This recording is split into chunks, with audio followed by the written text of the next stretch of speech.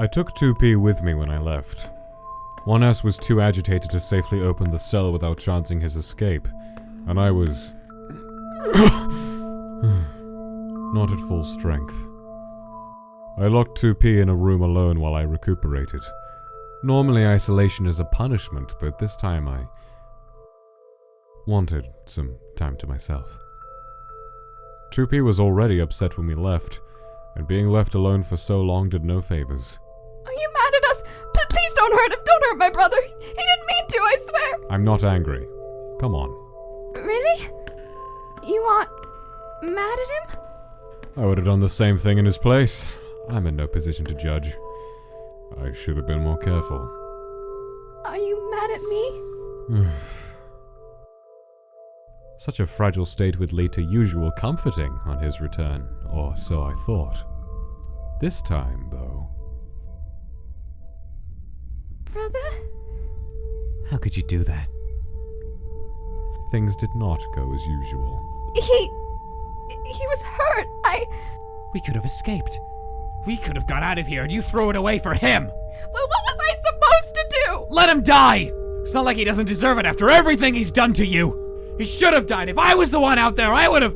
You would have...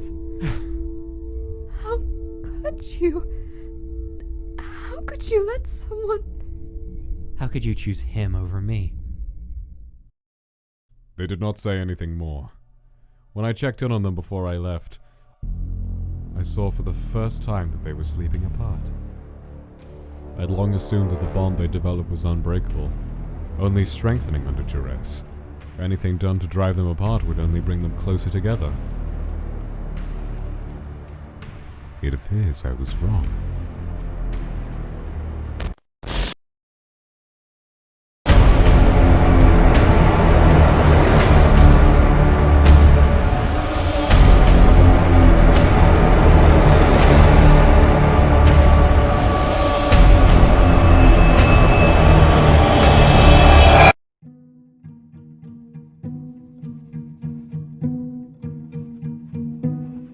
Entry 9.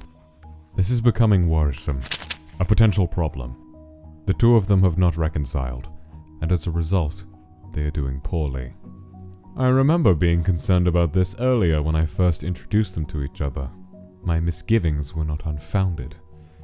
Their first taste of loneliness is poisoning them. 1S refuses to speak to me at all. He will follow directions, but he only puts in the barest minimum of effort, regardless of threats or punishment. I've grown used to... Normally, he tries to engage me in debate or get on my nerves in some attempt to prove something. But lately, nothing. He does not even seem angry, just lifeless. Hopeless. Even the slightest movement seems to exhaust him. It is increasingly difficult to get him to even wake up each day. 2P does not lack for energy, but it comes with a new fragility. He'd relied on his 1S's support before whenever he failed at something, and now, with nothing to bolster him, he's lost. He cannot focus, and even tests he used to pass are becoming impossible. With each new failure, he gets worse. He's begun asking me for reassurance, which certainly proves he's desperate. It's strange to see them so quiet. I wonder what they're thinking about. I always thought I'd enjoy the day when 2P realized that his mercy would have real consequences. That it would get people hurt. But now that it's come, it's just inconvenient. At this rate, little is going to be accomplished. I'm not sure they'll even heal each other properly like this. The question is, what to do? These sorts of social dramas are, admittedly, not in my skill set. I'm not sure I wouldn't just make things worse. I am the focal point of this entire argument, after all. It looks as though 2P is having a nightmare. Usually 1S is so close by he can wake him, but this time...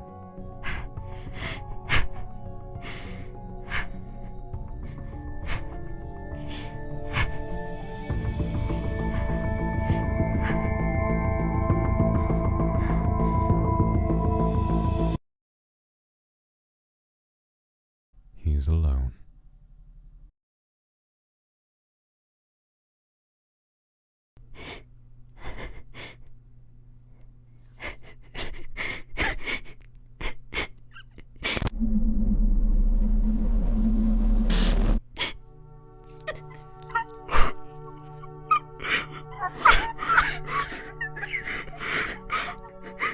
Come on, bro. You gotta breathe. If I say you were right, will you stop hating me? Oh, jeez. I don't hate you. I don't understand. You said I was. You always understood before when I didn't want to kill anything, but this time you. It wasn't the same. We could've. I know, but I'd always be thinking about how we left him, and you're so. I want to say whatever will make you stop being mad at me, but I don't know what it is. I wish he was dead. Jeez, you don't have to do that. I wish he was. I wish I'd left him. Don't say that. You're just gonna work yourself up again. And I know you don't mean it. I do. I really. You don't mean it. It's not in you. It's in me and it's in him, but it's just not in you. I guess it's how you were made. And it wasn't really fair to ask you that in the first place, I guess. It's just... we were so close. We were so close to getting out of here and never getting hurt again, and I'm sick of seeing you get hurt, you know? Sometimes I hate him so much for it, it scares me, and seeing you heal him, thinking about it still makes me mad. He doesn't deserve it. He doesn't deserve someone like you caring about him after everything he's done. You got all this faith in him, and he ain't ever gonna pay it back to you. You're too good for him. And I really would have let him die if I was out there. So maybe you're too good for me, too. I don't know. I don't get it. I don't get how you can be like that. I think I really messed this up. I don't get how you could leave someone to die, either. But I don't think that makes you bad.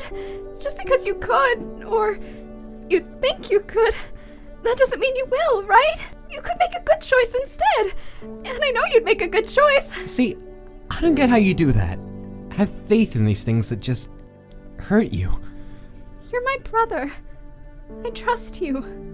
I know you'd make the right choice. Everyone can make the right choice if they just try.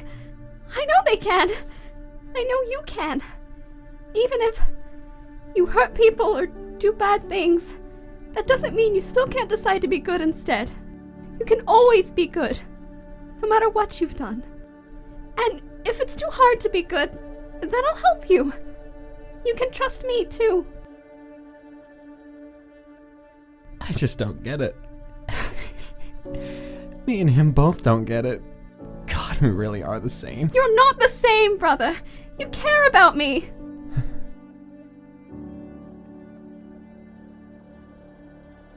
You're the only one that's ever really cared about me. Yeah. You too. I'm sorry I disappointed you. I'm sorry I asked you to do something like that. Probably wouldn't have worked out anyway. Nothing ever does.